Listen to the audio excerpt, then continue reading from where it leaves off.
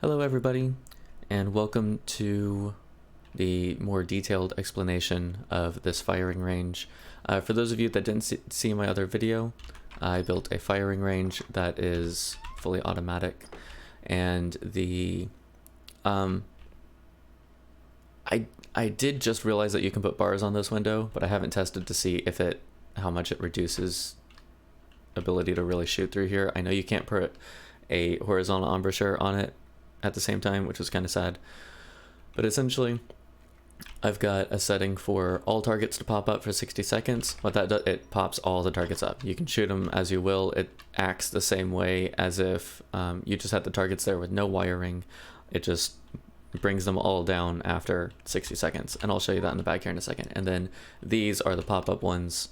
These are the ones where the targets will come up, they'll reset themselves, and then only one pops up. And then you have got a score counter up here, a round counter that tells you which round you're on. You can set it for however many rounds you want, up to 99. You can set it higher than that, but easily up to 99. And then, each round, the target will pop up. I have it set to where as soon as the doors start closing, the scoring turns off. You can adjust that in the system if you want. But so that's essentially that. So in the back here, we've got the fun stuff. So first of all, I've got a bypass switch that'll turn everything on even if no one is in the room. Now you can see that game that I started is continuing here. So we're going to let that run its course and reset the whole thing. So very, very, very first of all is, look at all the pretty wiring. So I've got blockers on every single circuit that is on here. Those blockers prevent this 93, so each one of these is one of the games. So that game is running at almost full power the entire time. And then, so you've got, this thing takes a massive power draw. So those blockers, and I'll explain that system in a minute, those blockers help prevent all of that power just being used all the time. So a quick run through. This circuit here operates the buttons up front and the lights. This circuit here operates the all targets up game. I'm gonna switch this off again now. I'm gonna use the gun to point. This circuit here is one game mode. This is another game mode for the pop-up, and this is the third one. They are all identical. The only difference for these is going to be what these two timers are set at, and then what this counter is set at. This is the only difference between these three circuits. If you guys figure out, as I explained, if you guys figure out a way to run multiple games at the same time without using full circuits, please let me know. The biggest reason it uses full circuits is because of how much power it uses. Otherwise, I could just duplicate these and run OR sets. I think we'll see, but it does tie into the game counter, so that may not be as easy as I want to believe it is, but I ran into a power issue, so I just stopped thinking about that anyway. Here is a randomizer tree for selecting the target, and then we've got power boosters for each target, and then just an OR tree to go into a power booster for the scoring. Well, it's not a power booster, it's an one of the timers over here turns on the scoring, and that's what the AND is for. This is all just splitting power to go to all 12 memory cells, or the power booster, or the RAND. That's what all this is. Power input, the lights just for my room back here, the lights in the back hallway, and the lights in the front, not the actual lights in the gallery. So that's the rough overview of the circuits. The nitty gritty is you've got power going in here. So this is the light and buttons. So you've got power going in here. You've got that power, which is, so I've got everything off right now so you can see what's on, what's permanently on, and what will only be on when the game powers up. So this branches out to the HPHF sensor, which tells you when someone is in the booth. When someone is in the booth, that is what tells this entire system to turn on. If no one's in the booth, it is in standby mode.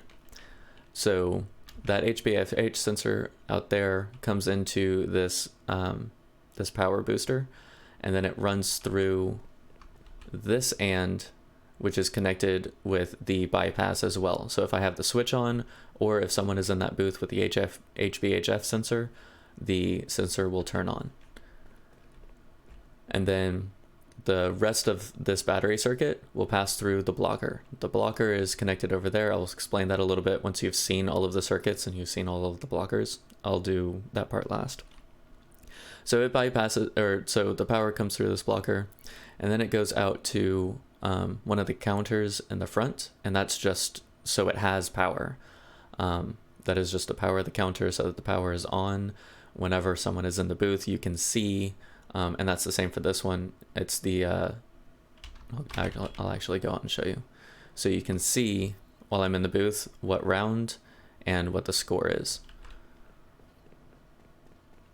Now the next one here goes out to a button. This one goes out to a button, this one goes to a button, and this one goes to a button. So the power for all of these buttons, the reason they're required is because these splitters come off of the buttons, and then they all go through an OR tree. What the buttons do, essentially, is they clear the counter for the game that they start, and then they go through an OR tree to block all of the buttons so that you can't press a button in the middle of a game and disrupt the game. That's essentially all you're trying to get the buttons to do. I have 12 power coming through here. I think, if I remember correctly, I didn't fix this. I think I have it set to where the buttons are currently only blocking the buttons that were not pressed. So like if I press button number 3, it's not blocking button number 3, it's only blocking buttons 1, 2, and 4. Ideally, you want it to go back and block button number 3 also, because by the time it's blocked it, it's done its primary purpose of clearing the counter. And that way they can't just reset the game that they're currently playing either. So you want to make sure you do that. So you're going to have a little more power than 12 here. And then this last one just goes out to the ceiling lights. That is the light in the booth, and then all of these lights here in the gallery. I did put LED on these, so in theory you could just always have this dark and not need those lights, but I'm going to add a switch to the booth that will give you a dark mode or have the lights on like normal. So I will eventually have a blocker here for that. So that is the button, light, and HBHF turn the system on circuit right there. The next circuit is the first game circuit, which is the all targets, and that one, so you bring the power into this here, the power goes to this blocker. Now this blocker just goes to this blocker. So what that does is this one is the one that is currently activated right now with the entire system being down. This one gets activated whenever the game is finished. So if someone is sitting in that booth, this blocker isn't turned on. This blocker will allow pass through. So this blocker is the one that actually stops the game while someone is present in the booth. Power then goes through here, goes up here, and this is just a clock circuit. I'm not going to explain baby circuits in this one just because it would be a really long video. Look up clock circuit, there are plenty of YouTube videos on it. The clock comes through here, and essentially these two are just, I needed 4 outputs. So you've got one coming to a splitter, and then you've got one going directly to the counter. What this does is it increments these 4 counters. These 4 counters are each stage of the game. Each counter does a specific thing. So power then comes through here. Now this power, I'm trying to remember, powers something up here. It goes into the splitter, and then it does something. I'm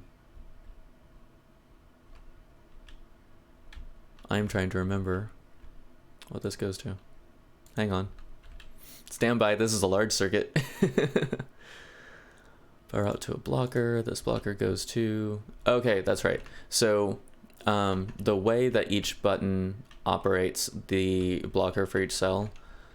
The reason this is confusing me is because I would rather have had it at the very beginning, and I had to improvise and put it in weird places. So like it's there, that's at least nice, it's here, and then it's like this weird, totally out of line one up here. So so this one goes to the blocker that prevents the other buttons from being pressed. Also, if you didn't know that, it is a nice feature. You can click with the wire tool on the output or the input of a component, and it'll show you where that line is going. Even with all of these cables, you can still kind of, like if you change your camera angle, you can still see, you know, where it's going and follow it. So then this one is useless. I thought I was going to use it for something, and I just didn't want to remove it, because with stuff this close together, chances are if I remove that, I'm going to end up removing something else and have to do more wiring. Same thing goes for, there's a few things up here. I think there's a couple things that, oh no, it's this one, that like, I'm not going to remove that without accidentally hitting the splitter or the one next to it. So I just left it there. Power then comes into the first stage. This is set for 1. This is 51, 52, and 53. The reason for those numbers I will explain in a moment. So it comes up to the first stage. What the first stage does is it activates the reset on the memory cell. And basically what each of these memory cells in the game modes do is they will come over here to an OR tree, which is basically just saying take an input from each of those games and do the same thing. Any OR tree you see in here is basically just, I have multiple inputs for you, but only one output. So I need those 4 game modes. I need that memory cell, that memory cell, that memory cell, and that memory cell to do the same thing. However, that same thing only takes 1 input, so they're going to come through an OR tree. And then it comes, let me actually show you properly with the wiring. So that one comes up here. So then this OR tree comes down around to this AND switch. And the reason for this is because this is a power booster. This power is coming, so I've got a battery coming into this blocker. This is the blocker for the system that's active right now. It'll come through here because it splits off power to another branch, which I'm not going to find right now.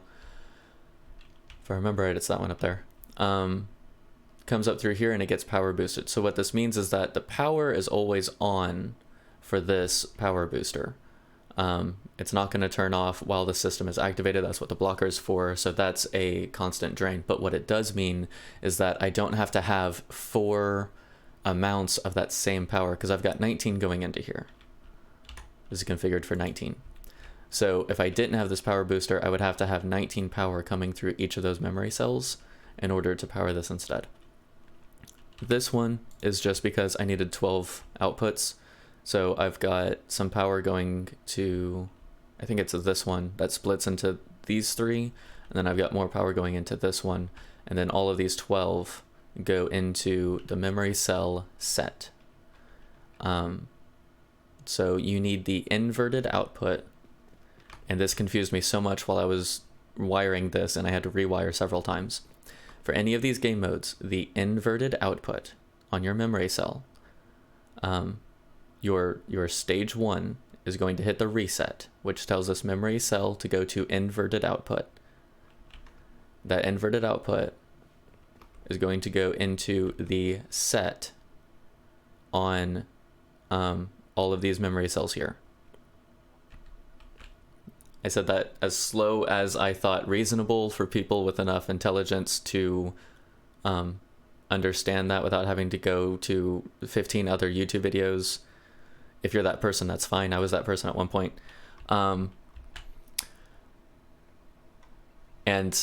even for, I'm not even going to say with enough intelligence, because I wrote this bloody thing and this gave me so much trouble.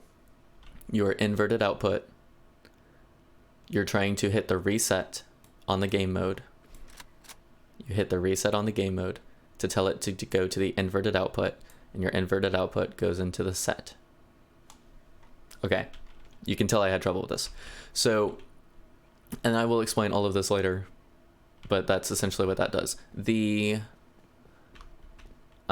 second stage here does the opposite. It activates the set, which will make this go to the regular output.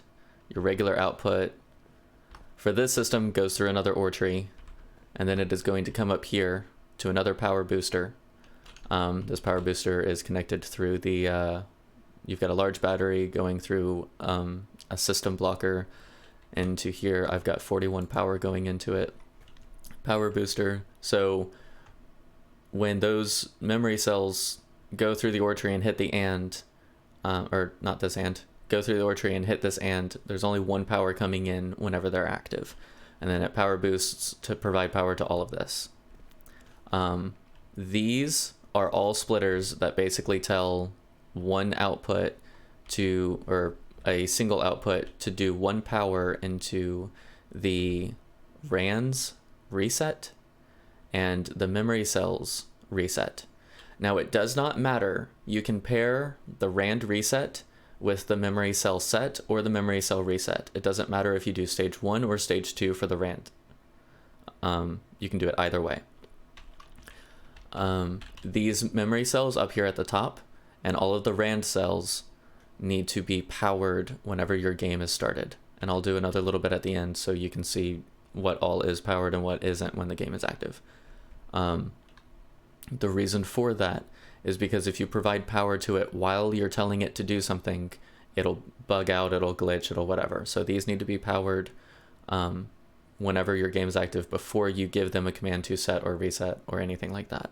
Also, with the testing I did, I don't know if this is going to be current whenever you watch this video or anything else like that. They change things so often. The testing I did, if the memory cell is not on, you cannot tell it to set or reset. So these have to be on whenever those commands are given. So if you need to stop and replay that part of the video 100 times, by all means, that's fine. If you have any questions in the comments, by all means, I will try to explain. I might have to explain with the video, that's fine. This may not exist. It definitely won't exist after a week. It may not exist in a couple of days either. So yeah, I'm like trying to get this video in. I keep forgetting, but so the power comes through. So this is all power from the circuit. Remember, we're on the game circuit. So the power comes through a blocker before it gives power to go through the OR trees to then go to the power booster to do the thing.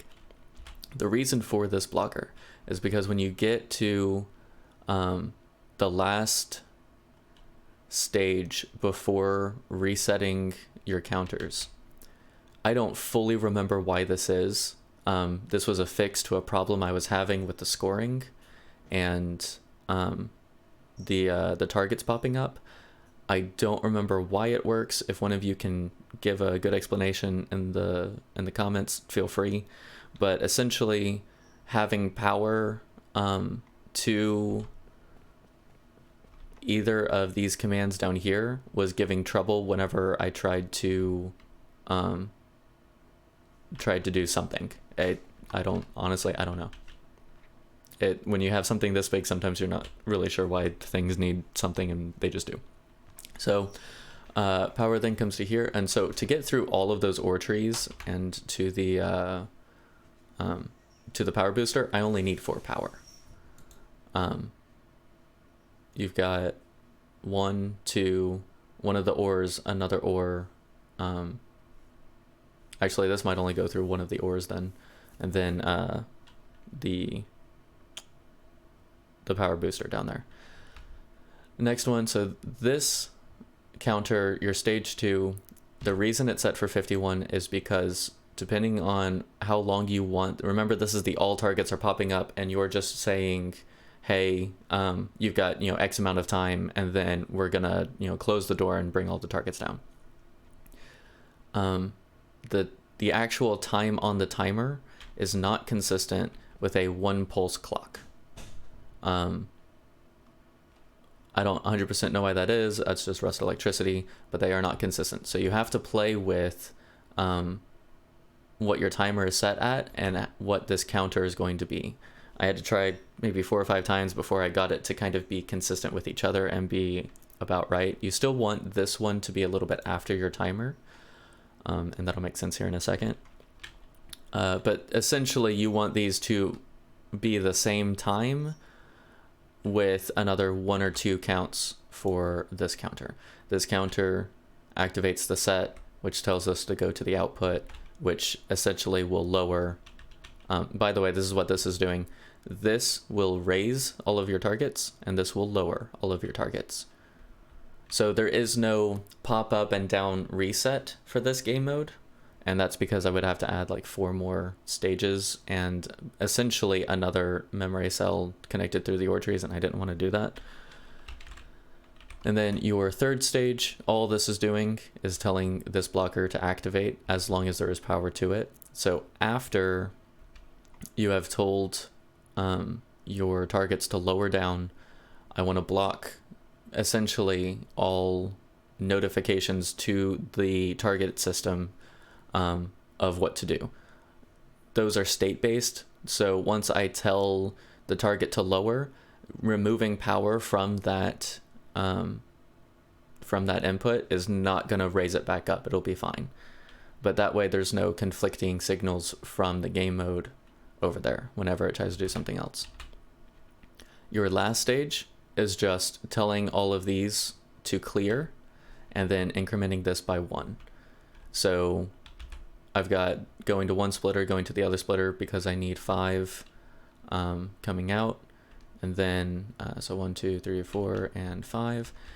And then essentially what's happening is this counts up to however many rounds, quote unquote, you want. I only want 1 round because I have the timers for what I need these to do. And then so that'll block that and cut off the game. Now the timer just goes to the door. So this will go through an OR tree down here, and that just goes to the door controller. Very, very simple. It's the counter that actually raises and lowers the target. The timer just opens the door. If you could put a lock on a door, this would be awesome. That way people couldn't like open it and jump through and things like that. I did find out that you can put a window grate on there, but I've never liked the window grates because it felt like it was always blocking me being able to shoot. So I don't know. I tried a horizontal embouchure and it didn't work. So that is the all targets game mode. So we've gone through 2 out of how many circuits? We're 20 minutes in. All right, we got this. You knew it was going to be a long video when you clicked on it, I hope. The nice thing is you already know 60 to 70% of the next game system. So all of these systems are identical. I'm not going to go through all of them. I'll just go through one. Actually, I'll go through the middle one so I don't have to crouch. So you've got power coming in to this branch here. This power goes to, the branch goes through the counter, which we already know will block the system after the game is over. We already know that whatever you want to set this to is how many rounds this will go through before it blocks. And then this power is going through this blocker, which is the system blocker that's currently activated. And then that power goes to this blocker, which is, like I said, the game blocker.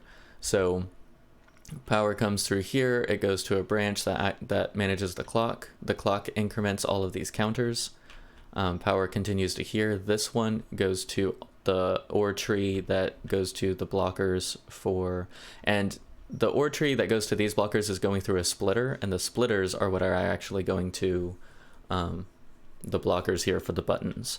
So button activates, clears this, allows power through, and then when power comes through here, the branch goes through an OR tree that goes to a splitter. Actually, this is going straight to a blocker. Oh, okay, never mind. The way I set that up. Okay. The way I set it up, and you can do this either way. The way I set this up is the power goes to a splitter, which then goes to each OR tree. So there's an OR for switch 1, an OR for switch 2, for 3, and for 4. So power, splitter, goes to each OR tree, and then the OR tree goes to the blocker. You could also have it to where the power goes No, you couldn't. Never mind. Ignore that statement. Go to a splitter first and then go to the ore tree. All right, so then power comes here. Stage 1 does the same thing. It activates the reset, which tells the targets to lower. This shouldn't actually lower anything. You might have 1 or 2 stray targets that are up for who knows what reason. And so that just makes sure that everything is lowered. The reason you want the targets to lower before the game is because if there are any hits on it, or if it's just randomly up, and so like right now there's probably 1 target that's up. Yeah, that target up there. So if I don't lower this target before I choose a random one to pop up, this one will also be up and you're going to have 2 targets, which is not the intent of the game. So so that will cause all the targets to lower. The other thing this does is it goes to an ore tree, which clears the, or not clears, sorry, which increments the round counter in the front. So this round counter up here will go up by 1 every time this counter reaches 1. And so for the counts for these, you've got 1, 3, 5, 6, and 10. The reason for, so all of these are going to be different, right? These last ones. The reason for that I will explain in a second. The reason you want 2 seconds in between these two for the up and the down is because if the target is not completely down all the way, it will not properly pop up when you tell it to pop up. So you need those 2 counts. Again, this is not a full second on the clock, and that's probably, if it was a full second, it would probably be fine. So you could possibly adjust this to have 2 counts on here instead, but then you're going to have a longer wait period between here. It's just, feel free to experiment with this if you want to play with it. So this is the same thing that we saw in the other one. You know, this lowers all the targets, this will raise all the targets. They just go to the ores that go to the power boosters. This one hits the set counter, or it hits the set on the memory cell. This blocker again, so when we get over here, these inputs aren't confusing anything else I'm trying to do down there. Power goes up to the timer, power goes up to here. So this timer, instead of opening the doors like our timer down there did, and if you noticed, there is no scoring or round counter in this game mode. And that is because you have so many targets up, going down so often that it would confuse the scoring system. I just didn't find a good way to implement that. And instead of a round, if you had a clock counting down, that'd be cool, but I don't know how to reset a counter to a certain amount of time before counting it down. So I didn't bother with that for right now. That might be something I figure out later. So this timer actually activates the rand tree down here, the randomizer tree that tells which target to pop up. So these 2 outputs do the same thing as what I've been saying for these memory cells. The inverted will lower the target and the output will raise the target up. What this tree does is just tell which of those to activate to pop up a target. So this timer sends power through an ore tree into here, and when it does that, the whole tree activates. There will only be 1 output from the tree, and that's what you're doing. So I don't have, hang on.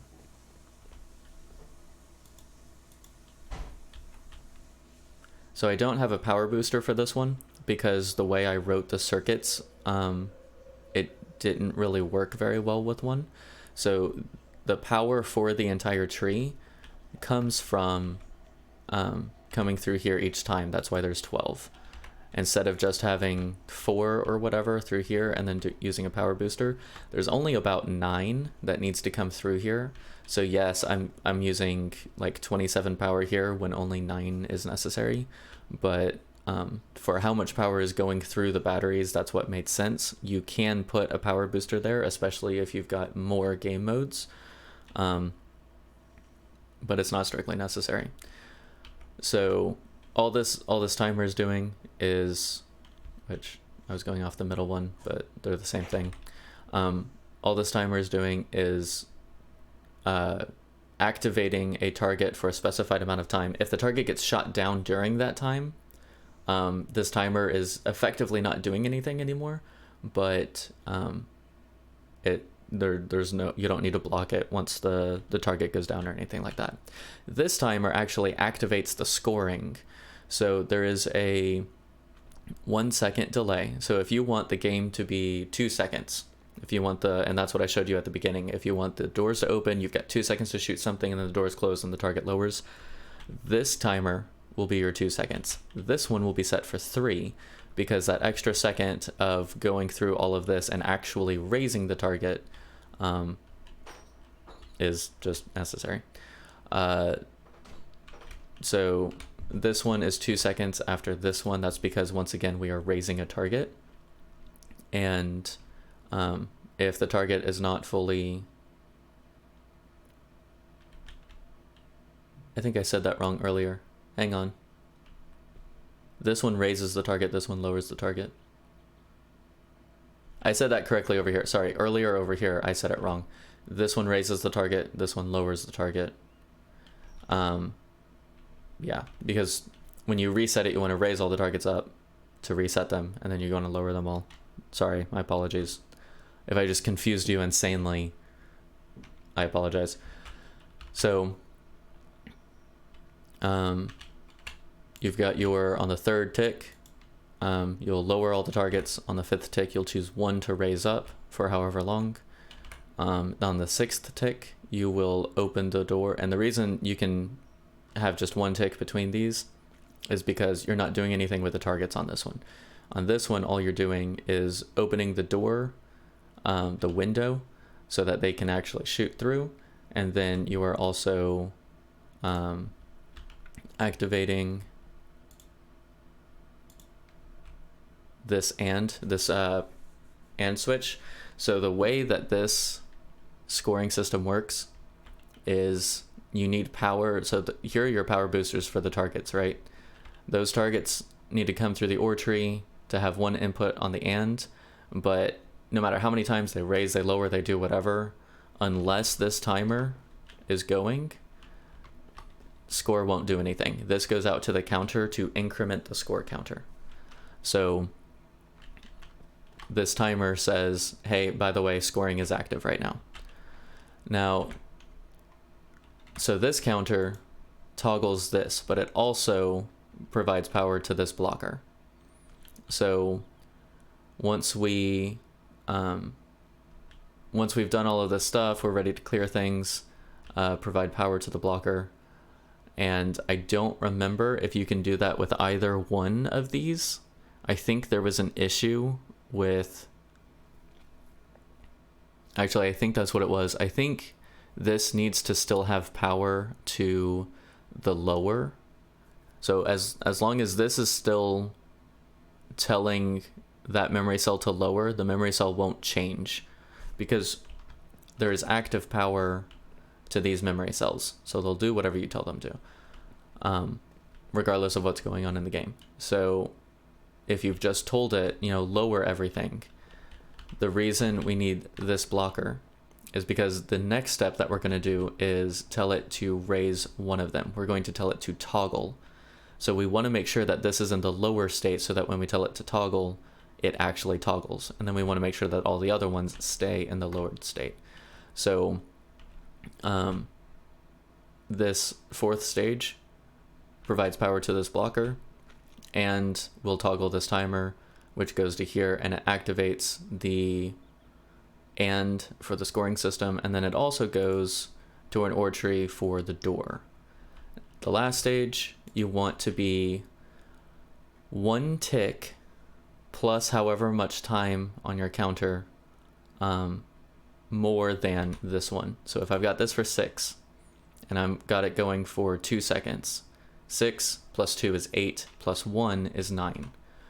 That's the shortest I could get it to go without getting bugs and glitches.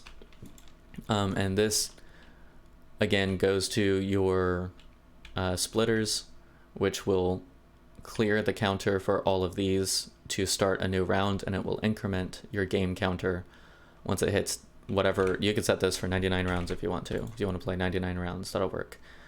So power, if power was 2 here, it would clear that and just keep going. Or not.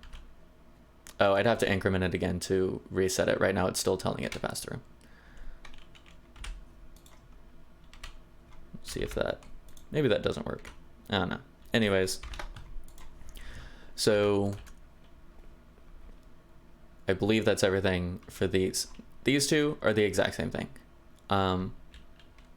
The exact same thing. Your only difference is how much time is on here. So the way I have these set, I have a 2-second game, which makes this a 3-second timer. It makes this 9. This is a 3-second timer, 4-second timer, and then this is 10. That top one is a 5-second timer, 6-second timer on the left, and then up here, if it'll let me click it, is 12. Originally I wanted the top one to be a 10-second timer. The problem is when you shoot down a target, it will pop back up after 5 seconds. So anything longer than a 5-second game really started getting dicey with the target, so I just dropped it down to 5 seconds. If I'd known that beforehand, I would probably have just made a 2-second and like a 4-second game or something. And really 5 seconds is a lot of time once I started playing with it. So our randomizer tree over here, essentially power comes in right whenever this timer says, hey, we need a target to be popped up for a certain amount of time. It comes through the OR tree, it goes to here. What this does, this branch, the branch out goes to the memory and the power out goes to the rand. Now keep in mind, these rands, actually I'm going to go ahead and do this for this part. So right now you can see what is permanently powered. The rands and the memory cells are permanently powered, plus the power boosters for the targets. The branch will tell the rand cell, hey, pick to be set or not set, essentially. So power will come through here, it'll go to the memory cell. The memory cell will be powered before the rand is powered because it's coming through the branch. The memory cell will turn on. The rand will say, hey, toggle, or don't, it's cool, whichever. And then that sends it on a trip through this tree. So if it doesn't toggle, it'll come up here. Same thing happens, toggle or not. If it doesn't toggle, it'll come up here, and then this memory cell will tell the target to pop up. Anytime it does toggle, it'll go to the next set. So if this toggles, this will come to the output instead. It'll go to here, toggle or not, toggle or not, toggle or not, all the way down. Right now I've got this is toggled. I'm not sure why that is. That is probably a bug I haven't figured out, honestly. So that's essentially all that is. You can play around with memory cells, RAM cells, figure stuff out if you'd like. The inverted output on the cells up here, go to, I believe this one's in the back here. Yeah. Go to the lower. So what I said earlier, I think is in reverse. The inverted output on this switch will raise the targets. So counter or stage 1 goes to reset, which goes to the inverted output, which will raise all the targets. The inverted output on here will lower the targets. Your regular output will raise the targets. So your regular output comes over here and goes to the reset on the target. Now your power in is empty. We're not running through power through the targets, and the reason for that is because they act like buttons. If you lower it, it will output 1 power. So we can use that, just run it through a power booster. So we've got power here, and then that power goes down to this corner. I'm trying to not reset what the line is doing as I do this. So that one comes up here to this power booster. Power booster connects to this set of splitters up here and has enough power to get through this tree and provide 1 to here, because remember, we don't want to spend 12 power to branch through here when we can have just a little bit of extra power coming from, you know, the game mode. It just needs one more power to go to the scoring system. So that is this wall.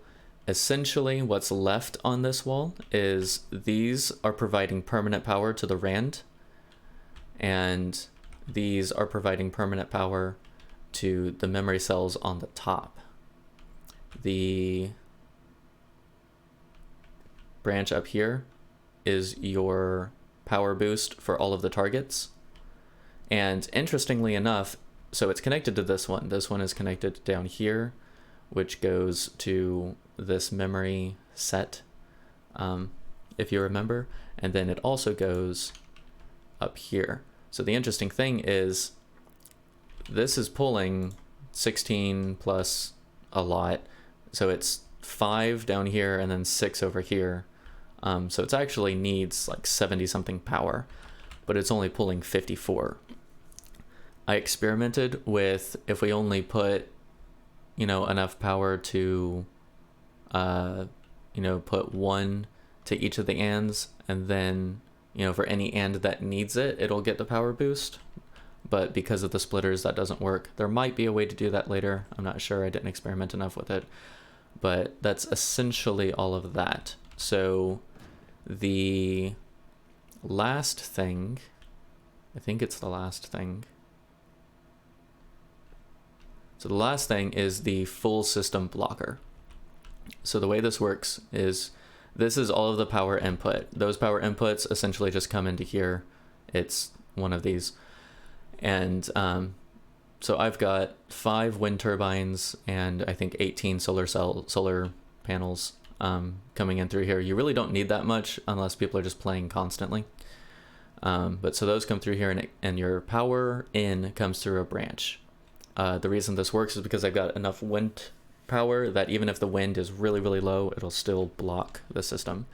So initially that branches off 12. No matter what happens to anything in the power in here, I'm going to have 12 branch off to this blocker. I don't think I have the power on, actually, to those lights. Or is it not being blocked? Whatever. So power comes in, it immediately goes to this blocker. This blocker goes to these splitters. These splitters will block all of these batteries from putting in power. So this blocker, this blocker, this blocker, this one here on the left, all of the ones that I explained are system blockers. Those 2 blockers down there at the end are activated by these splitters that come through this blocker here. And so that means the very first thing power does when it comes into the system is it prevents these batteries from draining. The way that I prevent the drainage of that, or the way I turn on the system, is by blocking or by activating this blocker. And that's what the bypass and the HVHF sensor do. So right now there's no power going to the system because it's getting blocked by the power coming in, and then this power out just goes through the splitters and it splits evenly to the power in on all of the batteries to charge them. But when I've hit the bypass, it blocks this so that it no longer blocks power to each circuit. All right, that was a whole lot. These little things over here just go to some fun little cameras that I added for, I don't know, RP reasons. They don't really actually do anything. So this battery here that's pulling 81 is actually just doing those lights, the lights in this hallway, the lights in that atrium down there. And then it also has like 33 for a lot of cameras for the fun of it. That should be everything. If you have any questions, let me know. I know this is a really long video. It's a lot of circuitry. But yeah, go out there, have fun. And this is a fun little game. You can do all sorts of fun stuff in Rust with electricity.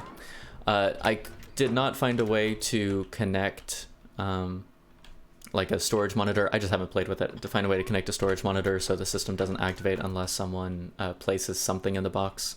You can't specifically tell it to do scrap, I don't think, but you know, someone would have to throw something in here to activate it. I don't know for sure if there's a way to do that. I haven't played with it.